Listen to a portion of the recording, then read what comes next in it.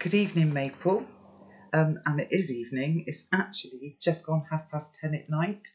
I left it a bit late to do the recording. And I must say, looking at myself on my screen now, I look all patchy and I don't know. My screen looks a bit funny tonight, but it's not about what I look like. It's about the next chapter, isn't it? When Al had decided that he's going back to Culvercott that very night. So, chapter 47. Same taxi, same time, and that is the very end of my savings, including the £5 Grandpa Byron gave me this afternoon. Just because he does sometimes. And this time Carly is with me. I know it wouldn't be my first choice either, but in fact I had no choice. I needed £20 for the taxi, and I knew Carly would be good for the money. It's tonight, I said, trying to sound mysterious, when I put my head around her bedroom door. The effect was lost because she had her headphones on and didn't hear me. I went in and touched her on the shoulder, making her jump. She swung round. For goodness sake, Al!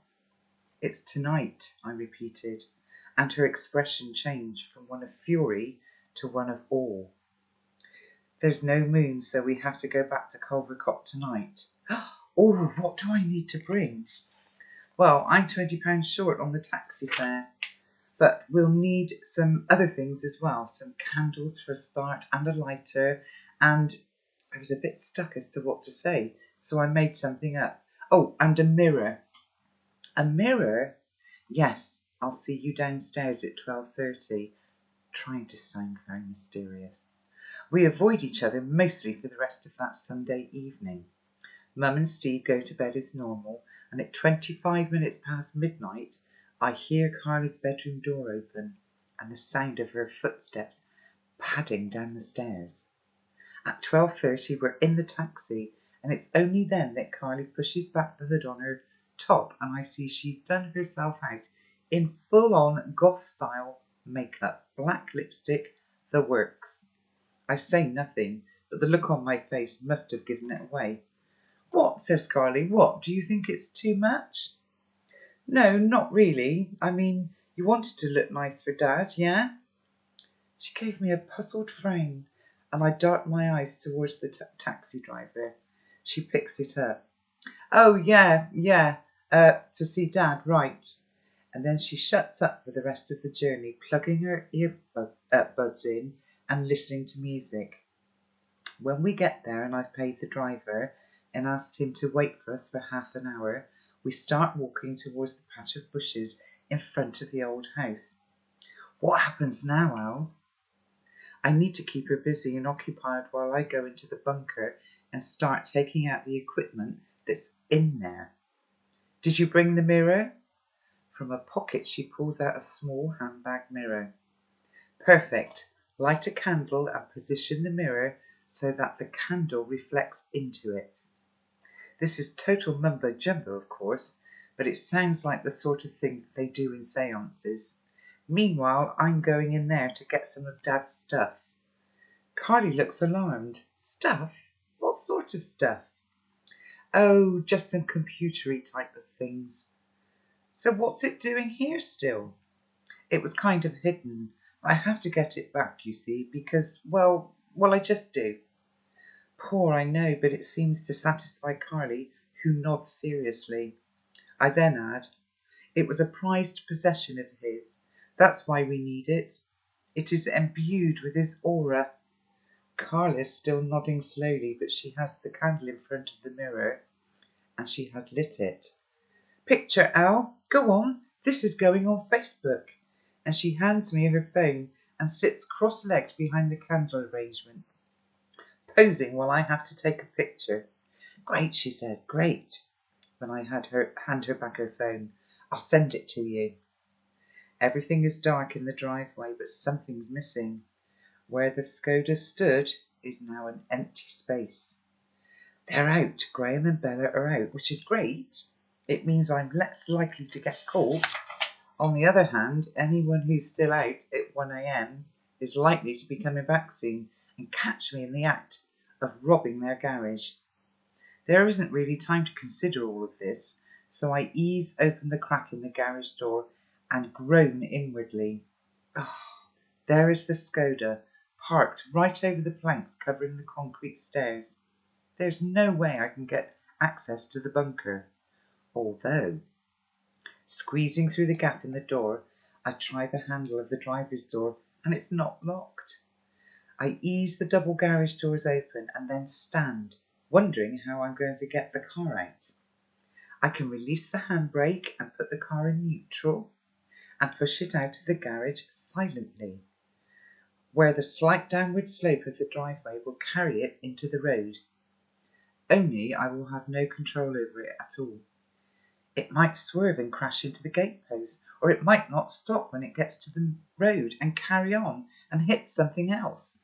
In short, someone needs to push and someone needs to be in the car, which is how Carly comes to be an accessory to not really stealing the car. I sit in the driver's seat and she is pushing the front of the car, slowly, it inches out of the garage. I use the car's brake pedal to control its speed down the driveway, and I stop it and pull on the handbrake. All this time I'm watching the bedroom window, terrified that I might see a light go on. By now, Carl is in a spin of terror and curiosity all at the same time, even more so when I start lifting up the planks of the stairway. Ow! What are you? Shh! I say sharply. Just help me. And to be fair, she does. It's a quicker job with two of us, and in only a couple of minutes I'm turning the circular handle of the bunker door and it pops open with a breath of musty air.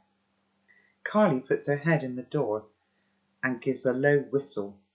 Free key! But there's no time to stand and admire it. Here, I say, and hand her the laptop and cables. Take them up the stairs and come back. When she's gone, I lift up the zinc tub. It's not so much heavy as really unwieldy, which means like it's a really awkward shape to get hold of. So really unwieldy. Carl is back, panting, and together we get it out of the bunker until it's resting next to the computer on the floor of the garage. Sorry, Maple, it's just a little bit dark. I'm struggling to see the words. Back go the planks, and we take the tub and its contents to the waiting taxi. All we have to do now is push the car up the driveway and into the garage. Have you ever tried to push a car uphill? It weighs a ton. Or to be precise, it actually does weigh a ton. No, really, it does. Car is in the driver's seat this time, and as soon as she releases the handbrake, the car starts to roll back, completely ignoring my efforts to push it into the garage. I'm heaving my whole weight against it, and I manage to stop it rolling, but I can't push it back, no matter how hard I try. That's when I see the lights go on in the upstairs window. It's only a sliver of yellow through a crack in the curtains, and I know Carly hasn't seen it. I crouch down behind the car and tap frantically on the back window. Peering through the glass, my heart sinks. Her earbuds are in again, and she can't hear me. The light is on now in the house's front door window, and she still hasn't seen it. I scramble round to the passenger door of the car and begin thumping on the window when the front door opens and Graham is silhouetted in the light, and then spin round looking for me.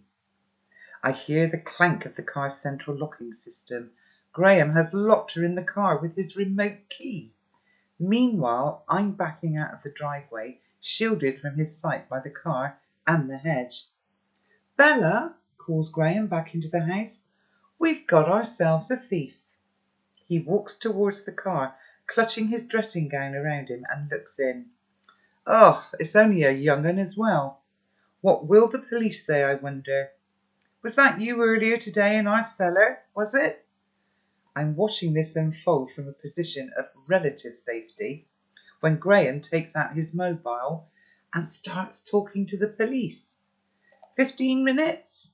That's a long time to respond to an emergency. Well, no one's in imminent danger, no, I suppose it will just give me a chance to get dressed. I have an idea, but I'm not sure if I can pull it off. I can see Bella looking through the upstairs window, but she doesn't see me, and nor does Graham. I sneak round the back of the car, and when he shuffles in his slippers down the driveway to look out for any approaching police cars, that's when I sneak behind him and through the open front door. I grew up in this house, so I know exactly where to go. Immediately to the right of the front door as you go in is a toilet, and that's where I'm hiding when Graham comes back in. I'm gambling that no one would naturally put their car keys in their dressing gown pocket.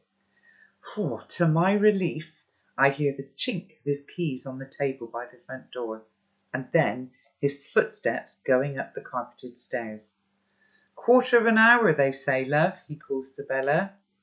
"I've locked the young un in the car. Can't be more than about 15.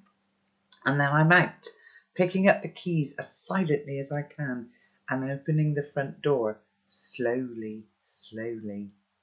I know the trick of closing this door quietly and lift it in a bit by the letterbox, and it shuts silently.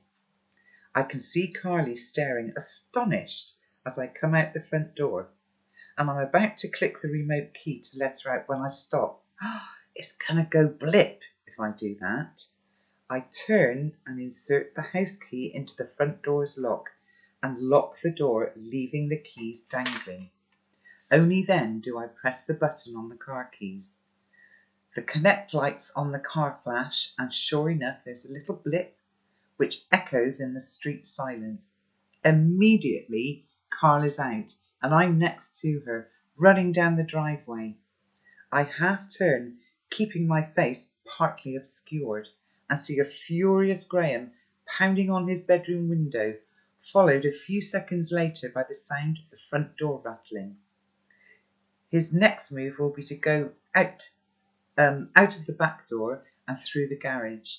But by now we've reached the taxi, and I hold my hand out to Carly in a slow down, act cool kind of gesture, which fair enough she does, and in we get.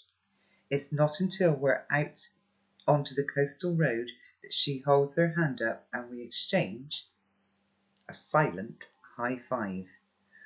That was a bit tense, Maple, wasn't it? I thought they were going to get caught. I really did. Well, I would read another chapter, but I am struggling to see this in the light, so I will read the next two earlier tomorrow. Okay, I hope you enjoyed it, and I will see you then. Okay, night. Night.